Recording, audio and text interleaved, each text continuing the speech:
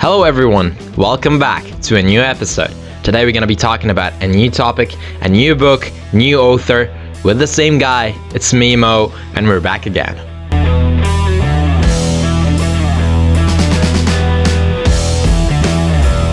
Today we have a new topic, and it's management. Today we're going to be discussing the book of Leadership and the 1 Minute Manager by Ken Blanchard. So, shall we begin? Before we get into the book, let's ask ourselves a question. What is management? And what do I have to have, or what are the criteria that I have to meet in order to learn about management? Do I have to be an engineer? Or do I have to be like a businessman? Or do I have to be like a CEO or something? Do I have to be like an HR? Or I can be just an employee?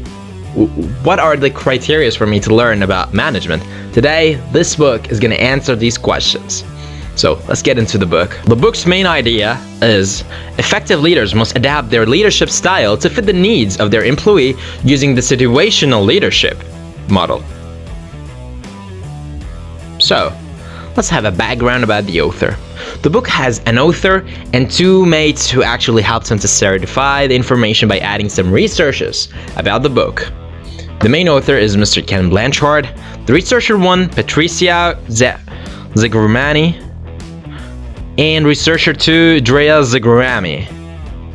So, yeah, I know it's weird names. So, let's get in. Let's talk about Mr. Ken Blanchard. His name is Kenneth Hartley Blanchard, born in May 6, 1939. Mr. Ken Blanchard is a well-known leadership expert, author, and a business consultant. He's co-author in the best-selling book, The 1 Minute Manager, in 1982, which introduced simple yet powerful leadership techniques. He is the co-founder of the Ken Blanchard Companies, a global leadership training and consulting firms. Blanchard has written over 60 books.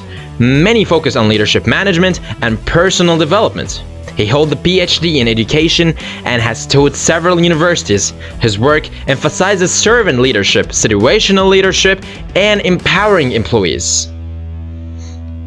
Patricia Zagrami. Dr. Patricia Zagrami is an expert in leader development, motivation, and organizational change. She's a leadership consultant, speaker, and co-founder of Mr. Blanchard Training and Development. She specializes in situational leadership 2, SL2, a model used in the worldwide to improve leadership effectiveness. Zagrami has worked with a global corporation to train leaders and improve workplace performance. Dr. Drea Zagrami.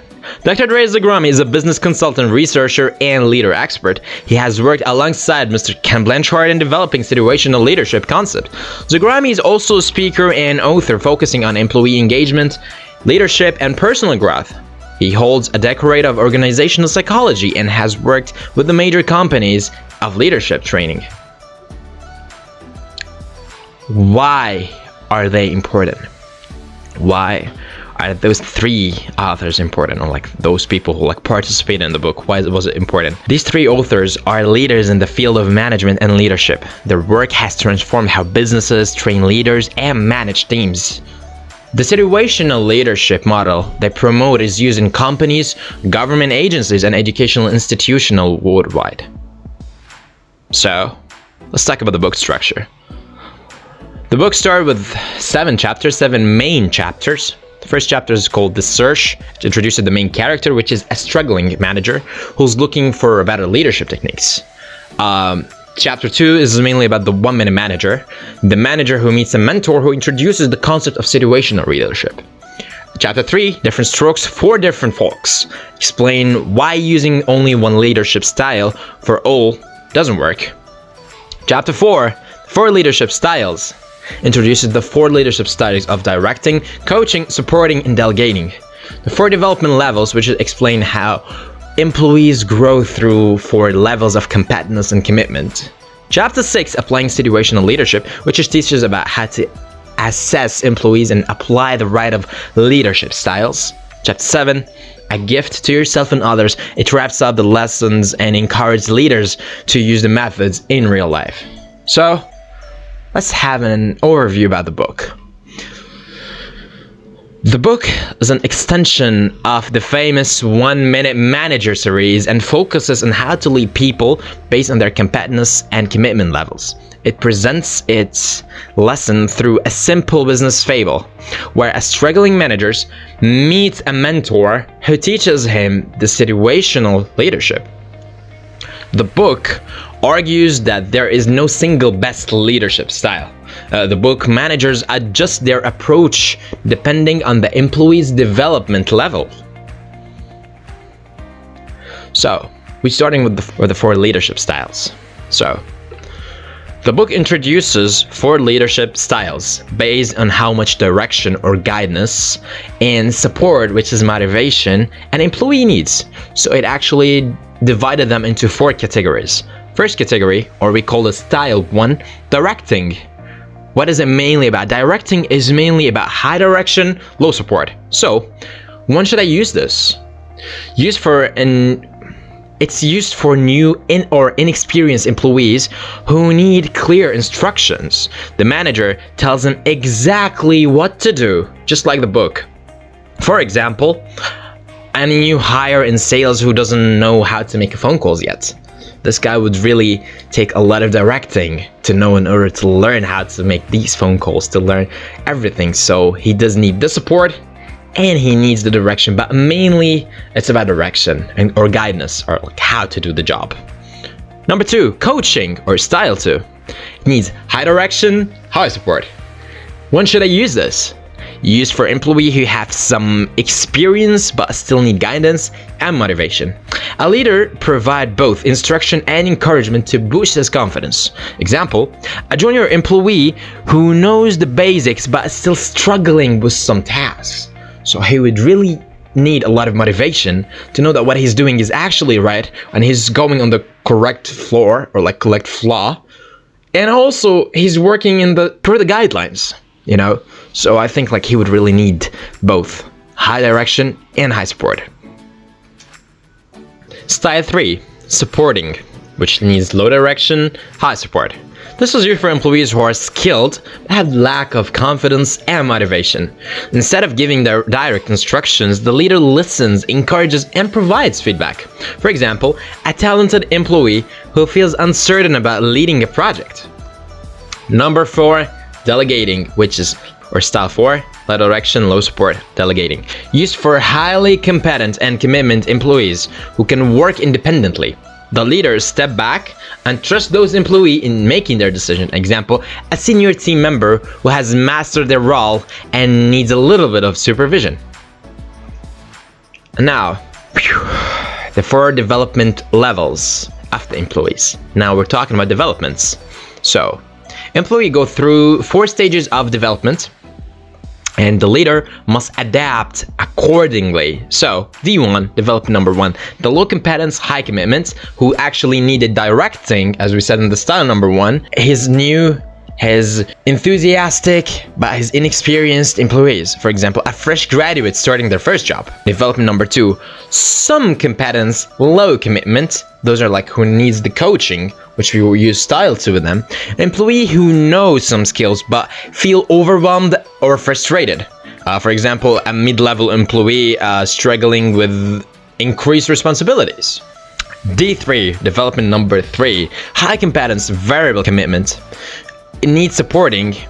In style number 3, employee who have skills but lack motivation or confidence. Example, a senior employee unsure about taking on the leadership model. And development number 4, high competence, high commitment, who needs the delegating, which was style number 4. Experienced employee who can work independently and take the ownership. For example, a team lead managing their own projects without needing supervision. The key lessons from the book itself is leadership is not a one-size-fit for all, you know. And a common mistake managers make is using only one leadership style for all employees, you know. Like, effective leaders adjust their approaches based on the employee's need. And as we used to say, or like as I read it before, we're all created different in different you know, like different shapes, different colors, with different ethnicities. So of course, what works on you is not a must that's gonna work on me, and it's not a must that's gonna work on my brother, and not a must that's gonna work on my father. Everybody needs to be understood in order to learn, or like in order to adapt. He needs to have his own way, because we're not a sheep at the end. We're human beings. We're trying to follow the orders, but also we gotta find our own way to reach the potential, or our maximum potential for the thing. Well, leadership is not a one-size-fits-all, you know? Number 2, diagnose before you lead. Managers should first assess the employee's competence and commitment before deciding how to lead them. You know, it's like exactly when you go to somewhere and then they start testing you, like you take an IQ test, or like you take a test in managing or whatever. So it's not a must that because you said like you have this or like you have this, it means that you fit all the criterias for it. Maybe you're having something that is higher than most of the people around us, but we gotta discover it. So as a manager, this is your job to discover it. Number 3, employee changes over time. An employee who starts at D1 is new and is eagerly to like, you know, becoming or as we call it in like sportsmen, a rookie, wanna be a professional, you know, wanna be like those D1 players. Like he might become D4, which is independent expert, over time. I think this is the thing that we gotta put in our head, that we're having a plan to develop and to become better. So don't ever look at a person the same look that you've been looking at him from the beginning. You gotta keep it in your head that he's gonna improve. And leaders should adjust their leadership style as the employees grow. So what worked with me in grade 1, it's not a must, it's gonna work with me in grade 7. Since I've already passed grade 1, you gotta put me, or like treat me like a grade 7. So you're gonna find a new methods to treat the grade 7 kid to make him reach the grade 12. And in grade 12, you gotta find a way in order to treat a grade 12 person, not a grade 7. Number 4, empowerment comes with flexibility. Micromanaging is a high performer like a D4 can make them feel demotivated. Giving too much freedom to an inexperienced employee or D1 can lead to mistakes and frustration. When you're having like a D4 person, like it means he's been in the industry for like very long time. He knows what he's doing. So micromanaging is not the way to treat him, you know? It's not the way to keep watching him, what he's doing here and what he's doing now. This is not a way. You know, well, he's a senior, he's a D4. That means you gotta give him a little bit of independence to see, or like to take his own decisions. And you cannot give the same independence for a D1 who just started, who doesn't know what exactly to do. Number 5, leaders must balance direction and support. The best leaders provide clear guidance when it's needed, but also they step back when the employees are ready. You gotta learn when to step in for help and when to step out of help. Now we come to one of the most important questions about the book. Who should read this book? Managers and the team leader, to learn how effectively to lead employees at their different stages. And then we're gonna reach to the entrepreneurs to understand how to manage teams in order to grow their businesses. New leaders actually can gain insight into adjusting leadership styles for different team members and anyone who's interested in leadership. Yeah, it's a great book for a personal development in leading others. Let's take the last thing, which is, why is this book important? This book actually provides simple, practical framework for effective leadership. This book has talked about a lot of aspects. I actually tried to summarize them. And also, I don't want to burn the book for you. I want you to read it. So the book is short and it's so effective, practical, and like how to apply everything on like what the life that we're having to help managers to avoid micromanaging or under supporting their teams. And the best thing about it, the book is short, engaging, and easy to apply in real life situations. So this book is a very good book to start with. Now, rating and reviewing time. The book actually covers a lot of aspects for the people who are like blank in management, and I would really recommend this book as a start if you like want to start your own journey in managing. So I believe that this book is not enough for going like deep or like so deep in managing. So I'm gonna rate the book with 8 out of 10, which is 4 stars out of 5. This book has covered a lot of angles and a lot of dimensions in managing, so it's a great start for us to, you know, to lead the managers who have no idea what is managing is, or like to lead the people who want to learn about what is managing. I believe this book is a very good start to start with. Okay, it's gonna push you, or it's gonna take you your first step toward the ladder of managing itself, the managing career. But I also believe this book is not only enough. You gotta read the rest of the series of the book, and you gotta enjoy it all. And trust me, the book is very good, and it covers a lot of things. So I really hope that to be effective for you and for all the people who are like interested in managing. Thank you, everyone. That was it for today. I know it's shorter than the last one. The book is very interesting, and I really had a lot of fun time reading the book. I liked it, and I really hope you guys enjoyed as well. Stay tuned for the next video, because we're probably gonna be back soon, very soon this time. I'm gonna see you all around. Y'all take care. Peace out.